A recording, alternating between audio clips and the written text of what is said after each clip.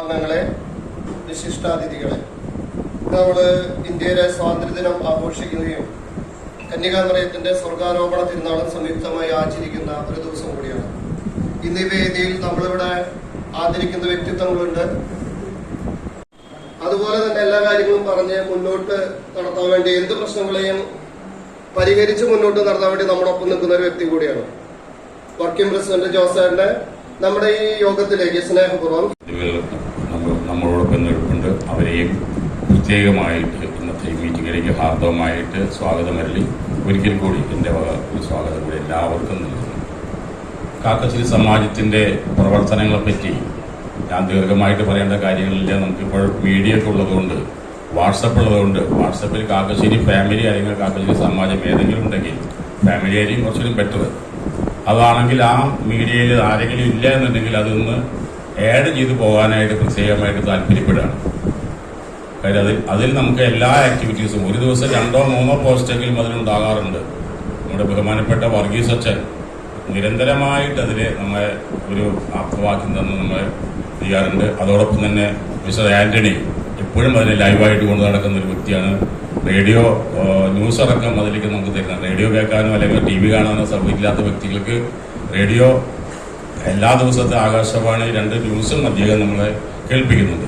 അപ്പം അതുകൊണ്ട് ആ കാക്കശ്ശേരി ഫാമിലി നമ്മളെല്ലാ ദിവസവും ഒരു നേരമെങ്കിലും ഒന്ന് ഓൺ ചെയ്ത് നോക്കണം എന്നുള്ളത് വിനീതമായിട്ട് അഭ്യർത്ഥിക്കുകയാണ്.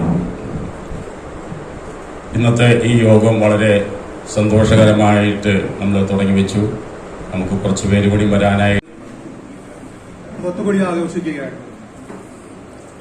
1947 മുതൽ നമുക്ക് സ്വാതന്ത്ര്യം ലഭിച്ചു.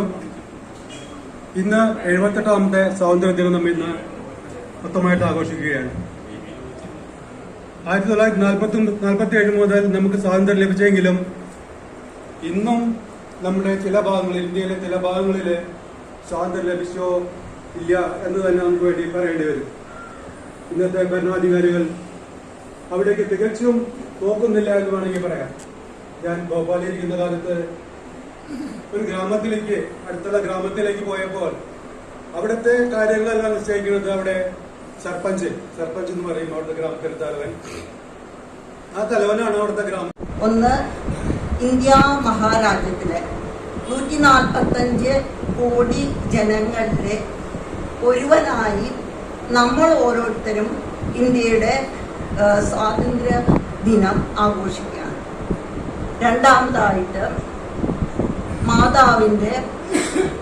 മാതാവിന്റെ നാമധേയത്തിലുള്ള തീർത്ഥകേന്ദ്രത്തിന്റെ ഒരു വിളിപ്പാട് അകലെയുള്ള കാക്കശ്ശേരി സമാജത്തിൽ നമ്മുടെ സ്വകാര്യ അഹങ്കാരമായ കാക്കശ്ശേരി സമാജത്തിന്റെ ഹാളിലിരുന്നാണ് നമ്മൾ സ്വാതന്ത്ര്യ ദിനവും മാതാവിന്റെ സ്വർഗാരോഹണവും ആഘോഷിക്കുന്നത്.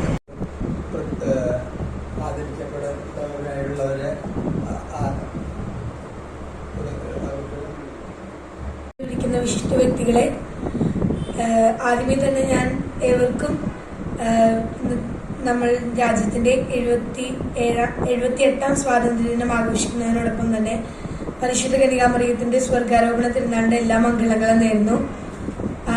പിന്നെ എനിക്ക് ഇങ്ങനെ ഒരു അവസരം തന്നതിന് ഞാൻ ഇവിടെയുള്ള എല്ലാവർക്കും നന്ദി പറയാണ്. സ്നേഹത്തിന്റെ ഭാഷയിൽ നന്ദി പറയുന്നു. നമുക്കറിയാവുന്നതുപോലെ 1947 ഓഗസ്റ്റ് 15-ാം തീയതി നാം ബ്രിട്ടീഷുകാരുടെ 2 നൂറ്റാണ്ടിലേറെ ദൈർഘ്യമേറിയ ആ ഭരണത്തിൽ നിന്ന് മോചിപ്പിക്കപ്പെട്ടു. അന്ന് പാതിരാത്രി പരിശുദ്ധ അമ്മയുടെ മാധ്യസ്ഥം യാചിക്കാം. ക്രിസ്ത്യാനികൾ എന്ന നിലയിൽ നമുക്ക് ഇന്ന് നമ്മുടെ സ്വാതന്ത്ര്യം ലഭിക്കുന്നുണ്ടോ? ഈ രാജ്യത്തിലും ലോകം മുഴുവനും നമുക്ക് നമ്മുടെ സ്വാതന്ത്ര്യം ലഭിക്കുന്നുണ്ടോ എന്ന് നമ്മൾ ചിന്തിക്കണം. ഒരു ക്യാമ്പ് പോലെയാണ്. 7ാം ക്ലാസ്സിൽ കാറ്റിസം പഠിക്കുന്ന കുട്ടികളിൽ ആണ് ഞാൻ തിരഞ്ഞെടുക്കപ്പെട്ടത്. ഫസ്റ്റ് ഇവിടെ അതിരൂപതയിൽ ഒരു സെലക്ഷൻ ഉണ്ട്. അവിടെ നിന്ന് 4 പേരെ സെലക്ട് ചെയ്യും. പിന്നെ അവിടുന്ന് കാക്കനാട് മൗണ്ട് സെന്റ് തോമസിൽ സഭാ കാര്യാലയത്തിലേക്ക് പോകും. അപ്പോൾ അവിടേക്ക് വിവിധ രൂപതകളിൽ നിന്നും 4 പേരെയാണ് സെലക്ട് ചെയ്തേക്കുന്നത്. ഒരു രൂപതയിൽ നിന്ന് 3 പേരാണ് വന്നിരുന്നത്. ഏകദേശം 67 പേരുണ്ടായിരുന്നു. അപ്പോൾ ഞങ്ങൾക്ക് വിവിധ പിതാക്കന്മാരെയും കൂടാതെ തന്നെ അവിടെയുള്ള കുറേ സ്ഥലങ്ങൾ സന്ദർശിക്കുന്നതിനും ഉള്ള അവസരം കിട്ടി. അപ്പോൾ അവിടെ തന്നെ ആദ്യം ചെന്നപ്പോൾ അവിടെ ഓപ്പണിംഗ് സെറമണി. എൻ്റെ പേര് തോമസ് രാജ് എന്നാണ്. നമുക്ക് പലർക്കും പരസ്പരം അറിയാൻ പാടില്ലാത്ത അവസ്ഥകളൊന്നും എനിക്കറിയാം. കാരണം കുറച്ച് കാലമായിട്ട് ഗ്യാപ്പ് വന്നു. കാക്കശ്ശേരി സമാജവുമായിട്ട് അതിൻ്റെ പരിപാടികളിലൊക്കെ പങ്കെടുക്കാൻ പറ്റാത്തൊരു അവസ്ഥ വന്നതുകൊണ്ടാണ് ചെറിയൊരു അകൽച്ച ഉണ്ടാകാനിടയായത്. കഴിഞ്ഞ തവണയും കുടുംബ സംഗമത്തിന് വരാനായിട്ട് സാധിക്കാതെ പോയ ചില പ്രത്യേക സാഹചര്യം. മറ്റത്ത് താമസിക്കുന്ന കാക്കശ്ശേരി കുടുംബാംഗങ്ങളെ സംബന്ധിച്ചിടത്തോളം കാക്കശ്ശേരി കുടുംബാംഗമാണ് എന്ന് പറയുന്നത് ഒരു പക്ഷേ എനിക്ക്. അപ്പോൾ വക്കീല് എന്നാണ് ഇരിഞ്ഞാലക്കുട താമസമാക്കിയത്? ഞാൻ 82-ലാണ് ഇരിഞ്ഞാലക്കുടയിലേക്ക് താമസം മാറ്റിയത്. എൻ്റെ ഭാര്യയുടെ സെൻറ് ജോസഫ് കോളേജിൽ എക്കണോമിക്സ് ഡിപ്പാർട്ട്മെൻറ്റിൻ്റെ ഹെഡായിട്ട് റിട്ടയർ ചെയ്തു. അപ്പോൾ എൻ്റെ വക്കീലിൻ്റെ വീട്ടും പേര് ചോദിച്ചു. അപ്പോൾ ഞാൻ മറ്റും കാക്കശ്ശേരിയാണോ? കാക്കശ്ശേരിയാണോ മറ്റാണോ? അപ്പോൾ അവർക്ക് മുഖത്തുണ്ട്. അത് എന്നെ സംബന്ധിച്ചിടത്തോളം മറ്റും കാക്കശ്ശേരി തറവാട്ടിൽപ്പെട്ട ഒരു വ്യക്തിയാണ് ഞാനെന്ന് പറഞ്ഞപ്പോൾ അതിനടുത്ത് ആ ഫാർമസി ഇന്നും നിലനിൽക്കുന്നുണ്ട്. എൻ്റെ ഓർമ്മയിലുണ്ട് കാക്കശ്ശേരി ഹൗസ് എന്ന് പറയുന്ന വലിയ അക്ഷരത്തിൽ ആ കൊട്ടാരത്തിന് മുമ്പിൽ എഴുതി വെച്ചിരിക്കുന്ന ഒരു എംബ്ലം എൻ്റെ ഇപ്പോഴും എൻ്റെ ഓർമ്മയിൽ നിൽക്കുന്നു. അദ്ദേഹത്തിൻ്റെ മകൻ KP ജേക്കബ് അവിടെ കോർപ്പറേഷൻ ഡോക്ടറായിരുന്നു. അപ്പോൾ അവരൊക്കെ മരിച്ചുപോയി. മറ്റൊരു അപ്പാപ്പൻ ഫിഷറീസ് ഇൻസ്പെക്ടറായിരുന്നു. എൻ്റെ കൊച്ചുകാലം മുതൽ, എനിക്ക് 68 വയസ്സായി. അന്ന് മുതൽ ഫിഷറീസ് ഇൻസ്പെക്ടറായിട്ട് ചെറുപ്പം മുതലേ ഞാൻ കണ്ടൊരു വ്യക്തിയാണ്. പുളിശ്ശേരി സെൻട്രലായി ആളുടെ വീട്. ആളുടെ വീടിൻ്റെ മുന്നിലെ ഒരു തിമിംഗലത്തിൻ്റെ ഇന്നിവിടെ ആദരിക്കപ്പെടുന്ന നമ്മുടെ സമാജത്തിൻ്റെ, നമ്മുടെ തറവാടിൻ്റെ അഭിമാനങ്ങളായിട്ടുള്ള David Thomas, advocate Thomas Raj, ജോസഫേട്ട, ഇവിടെ ഇരിക്കുന്ന സമാജത്തിൻ്റെ നേതൃത്വങ്ങളായിട്ടുള്ള ജസ്റ്റിൻ, എൻ്റെ സഹപാഠി കൂടിയായിട്ടുള്ള ഷാജി, പോൾ, ടീച്ചർ, മൈക്കിളേട്ടൻ, നമ്മുടെ കുടുംബാംഗങ്ങളെ, ആദ്യമേ തന്നെ ഇങ്ങനെയൊരു മീറ്റിങ്ങിലേക്ക് എന്നെ ക്ഷണിച്ചതിന് നമ്മളതിൻ്റെ ഭാഗം തന്നെയാണ്. പക്ഷേ ഒരു ആദരിക്കുക എന്ന പരിപാടി, അതിനൊക്കെ ഞാൻ അർഹനാണോ എന്ന കാര്യത്തിൽ സംശയമുണ്ട്. എന്നാലും എനിക്ക് എന്നെ ക്ഷണിച്ചത് ഞാൻ പ്രത്യേകിച്ച് നന്ദി പറയുന്നു. നേരത്തെ ഇവിടെ സൂചിപ്പിച്ചതുപോലെ ഇന്നത്തെ ദിവസം നമുക്ക് എല്ലാ വർഷവും നമ്മൾ വളരെ സമുചിതമായി ആചരിക്കുന്ന, അല്ലെങ്കിൽ നമ്മുടെ അന്തരംഗം ആത്മാഭിമാനം കൊണ്ട് നിറയുന്ന മാതാവിൻ്റെ സംരക്ഷണയിലാണെന്നുള്ള ആ വിശ്വാസത്തിൽ ഊന്നുന്ന ഒരു ദിനമാണ് ഓഗസ്റ്റ് 15.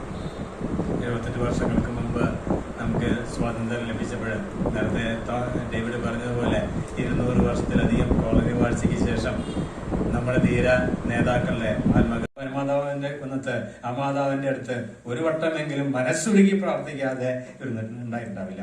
അങ്ങനെയുള്ള ആ മാതാവിന്റെ സ്വർഗാരോപണ തിരുനാളിന്റെയും അതുപോലെ തന്നെ സ്വാതന്ത്ര്യ ദിനത്തിന്റെയും എല്ലാവിധ മംഗളങ്ങളും ആശംസകളും ഞാൻ ഈ തരത്തിൽ നേരുകയാണ്.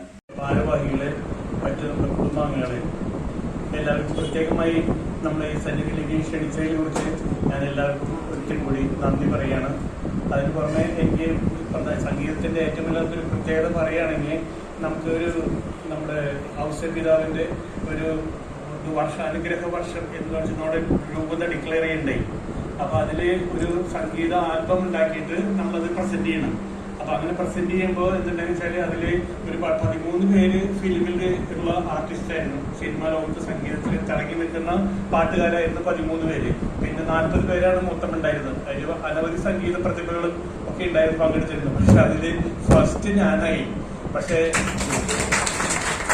ഞാൻ വിചാരിക്കുന്നത് എന്റെ കഴിവൊന്നല്ല അത് എന്താ പറയാ, ദൈവത്തിന്റെയും അതുപോലെ തന്നെ പരിശുദ്ധാത്മാവിന്റെയും കന്യകമറിയത്തിന്റെയും വിശുദ്ധ യോസഫിന്റെ പേര് തന്നെ അവസരത്തിനാണല്ലോ ജോസഫ് തന്നെ. അപ്പൊ അതിന്റെയൊക്കെ ഒരു വഴിയായിട്ടാണ് ഞാൻ ഇതിലേക്ക് തെരഞ്ഞെടുക്കപ്പെട്ടതെന്ന് ഞാൻ കണക്കാക്കണേ. അത്രയും വല്ലാത്തൊരു വിശിഷ്ടമായ സദസ്സിൽ 10,000-ൽ മേലെ ആൾക്കാരുടെ സദസ്സിൽ വെച്ചിട്ട് മുഴുവൻ സംഗീത ലോകത്ത് നിന്ന് തിളങ്ങുന്ന സംഗീത സംവിധായകരും പാട്ടുകാരും എല്ലാവരുടെയും മുന്നിൽ വെച്ചിട്ടാണ് എനിക്ക് ഇങ്ങനെ ഒരു തരണ്ടായത്. എന്റെ പാട്ട് കേൾപ്പിക്കുകയുണ്ടായി. അവര് പല തരത്തിലും പല പക്ഷേ ഡോക്ടറുടെ ഇതെല്ലാം ട്രീറ്റ്മെന്റ് ഒക്കെ ചെയ്തു. പക്ഷെ അതൊന്നുമില്ല. എന്റെ പാട്ട് കേൾപ്പിച്ചതിന് ശേഷം അവർ സംസാരിക്കാൻ തുടങ്ങി. അത് തന്നെ വല്ലാതെ എന്താ പറയാ, നമുക്ക് ചെയ്യുന്ന ഓരോ കാര്യങ്ങൾക്ക് അതുപോലെ അവർ ചിലപ്പോൾ ഇംഗ്ലണ്ടിൽ നിന്നാവും, ചിലപ്പോൾ ജർമ്മനി, പല സ്ഥലത്തു നിന്നും ഓരോ ആൾക്കാർ എന്റെ പാട്ട് കേട്ട് തന്നെ വിളിക്കും. ചിലർക്ക് ഇത് യൂട്യൂബിൽ കിട്ടുമ്പോൾ ചില കട്ടായി പോകും, അപ്പൊ അതിന്റെ മൊത്തം പാട്ട് കിട്ടാൻ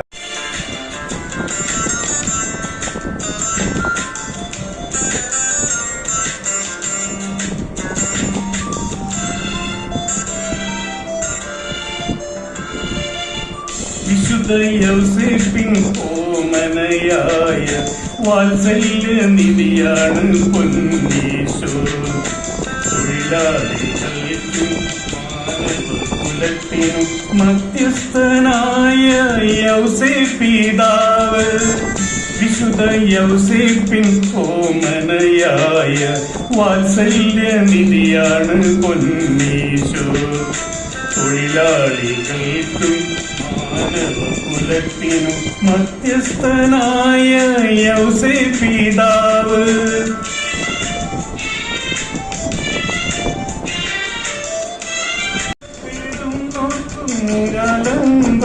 ും അത്താണിയാണ് യൗസേപ്പിൻ സന്നിധി.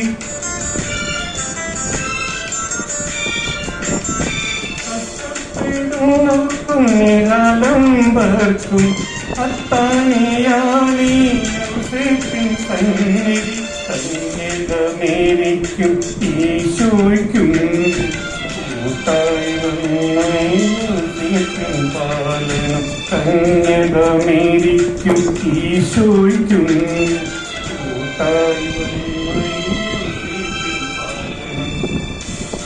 വിശുദ്ധ യൗസേപ്പിൻ ഓമനയായ വാത്സല്യ നിധിയാണ് പൊന്നീശോ. തൊഴിലാളികൾക്കും മാനവകുലത്തിനും മധ്യസ്ഥനായ യൗസേപ്പിതാവ്. അതുപോലെ തന്നെ നമ്മൾ കഴിഞ്ഞ പൊതുയോഗത്തിൽ തീരുമാനിച്ച കാര്യമാണ്, നമുക്ക് 4 പ്രതിഭകള് അവരെ ആദരിക്കണം എന്നുള്ള തീരുമാനം ആദ്യം മുന്നോട്ട് വെച്ച് ജോസേട്ടൻ തന്നെയാണ്. അപ്പൊ നമുക്ക് വേണ്ടിയിട്ട് ഇവിടെ നമ്മുടെ അഡ്വക്കേറ്റ് തോമസ് രാജ്, അതായത് കുടുംബം എങ്ങനെ മുന്നോട്ട് പോകണം എന്നതിനെ പറ്റി വളരെ വിപുലമായ വിധത്തിൽ ക്ലാസ് എടുത്ത അഡ്വക്കേറ്റ് തോമസ് രാജിനെ നന്ദി പറയുന്നു. അതുപോലെ തന്നെ ഇപ്പൊ നമ്മൾ പോയി ഔസേപ്പിതാവിന്റെ നല്ല ഗാനങ്ങൾ കേട്ട് ആൽബങ്ങൾ ഉണ്ടാക്കുന്ന നമ്മുടെ ജോസഫേട്ടനെ നന്ദി പറയുന്നു. അതുപോലെ തന്നെ നമ്മുടെ ക്രിസ്തീയ സഭ ഇപ്പോൾ എങ്ങനെ മുന്നോട്ട് പോകുന്നു അതിനെ കുറിച്ച് വളരെ വ്യക്തമായിട്ട് നമുക്ക് വേണ്ടി സന്ദേശം നൽകിയ ഡോക്ടർ ജോബി തോമസിനെ നന്ദി പറയുന്നു. നമ്മുടെ സഭാ പ്രതിഭ ഡേവിഡ് തോമസിനെ നന്ദി പറയുന്നു. അതുപോലെ തന്നെ നമുക്ക് സ്വാഗതം ആശംസിച്ച ജസ്റ്റിൻ ജോസ് അവർക്ക് നന്ദി പറയുന്നു.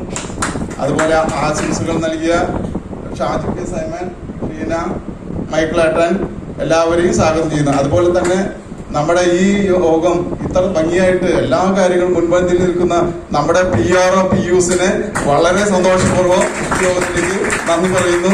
അതുപോലെ തന്നെ അവസാനമായി നമ്മുടെ ഈ യോഗം വളരെ മനോഹരമാക്കാൻ വേണ്ടി ഇവിടെ എത്തിച്ചേർന്ന സമാജത്തിന്റെ എല്ലാ അംഗങ്ങളെയും വളരെ സമാജത്തിന്റെ പേരിൽ നന്ദി പറഞ്ഞുകൊണ്ട് നിർത്തുന്നു.